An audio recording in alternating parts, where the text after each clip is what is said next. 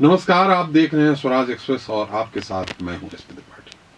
मध्य प्रदेश में मंत्रिमंडल का पुनर्गठन जल्द होगा, इस बात की चर्चा पिछले 6 माह से चल रही है। यदा कदा तो यह भी अफवाह फैलती रही है कि मुख्यमंत्री मोहन यादव की पार्टी हाईकमान से भी चर्चा हो चुकी है और बस 1-2 दिन में मंत्रिमंडल का विस्तार हो जाएगा।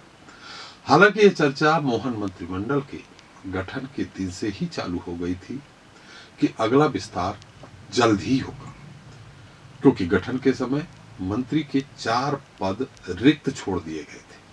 खैर, आखिर मंत्रिमंडल का विस्तार कब होगा, इस बात पर गौर करें तो यह लगभग तय माना जा रहा है कि बंगाल चुनाव परिणाम के पश्चात अर्थात 10 मई के बाद ही मंत्रिमंडल का पुनर्गठन होगा।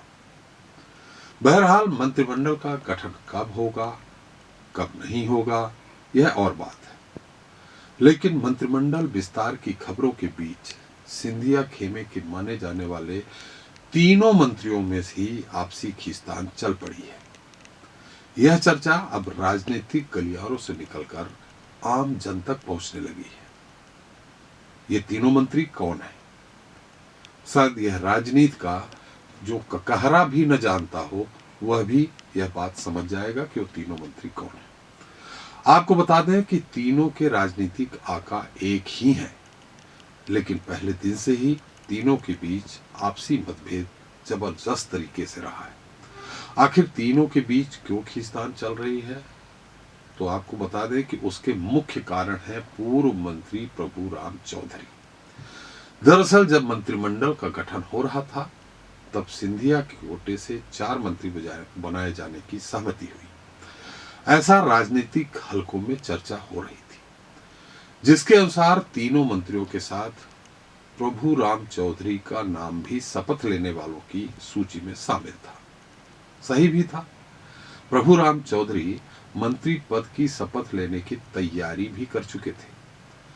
उनके बंगले में ढोल नगाड़ों की गूंज भी हो रही थी, लेकिन ऐन वक्त पर उनका नाम कट गया। राजनीतिक सूत्रों के हवाले से यह जानकारी मिली, उसके मुताबिक दिल्ली से खबर आई कि सिंधिया कोटे से सिर्फ 3 ही मंत्री बनाए जाएंगे। फिर क्या था, मन महसूस कर प्रभुराम चौधरी का नाम हटाना पड़ा, लेकिन उनसे यह भी वादा किया गया कि जब भी मंत्रिमंडल का अगला गठन होगा तो उनको जरूर मंत्री पद में स्थान मिलेगा। ऐसे में यदि मई महीने में पुनर्गठन होता है तो प्रभुराम को एडजस्ट करने के लिए 3 में से 1 मंत्री का पद जाना तय माना जा रहा।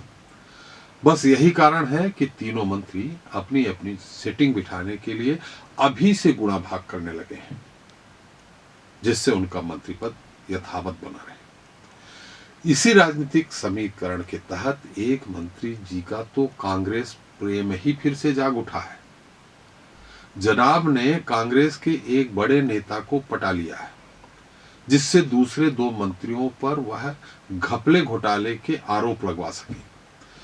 खबर यह भी है कि मंत्री महोदय ने कांग्रेस के उस बड़े नेता को खुश करने के लिए उनके समर्थक ठेकेदारों को भी उपकृत करने में कोई कोर कसर नहीं छोड़ रहे हैं। विभाग में सप्लाई का कोई काम हो या निर्माण कार्य का, मंत्री जी के विभाग में उन कांग्रेसी नेता का ही डंका बज रहा है और डंका बजवा रहे हैं स्वयं मंत्री जी। तो वाह मंत्री जी वाह, इसी को कहते हैं ना, हींग लगे न फिटकरी रंग चोखा। अर्थात खुद विपक्ष के आरोपों से तो बचेंगे ही, मगर जिसको वह नहीं पसंद कर रहे हैं उस पर भी विपक्ष हमलावर हो। यही तो राजनीति है। लेकिन इस राजनीति में जनता के बीच छवि किसकी धूमिल होगी, यह गौर करने वाली बात है। शायद यह बात भाजपा संगठन के गलियारों तक भी पहुंच गई है, और यदि ऐसा हुआ तो फिर वो माननी न घर के रहेंगे न घाट के, क्योंकि यह कांग्रेस नहीं है, यह भाजपा है और इसके संगठन की राय सर्वोपरि होती है। फिर चाहे किसी भी बड़े नेता की सिफारिश क्यों न आ जाए, संगठन ने जिस बात पर मोहर लगा दी वही होगा। अंत में यही कहेंगे कि मंत्री जी जरा बच के गोटियां बिठाइए। तो अभी के लिए इतना ही। इस विषय में और भी जब जानकारी मिलेगी तो मैं लेकर के आपको अवश्य दूंगा। तब तक के लिए नमस्कार।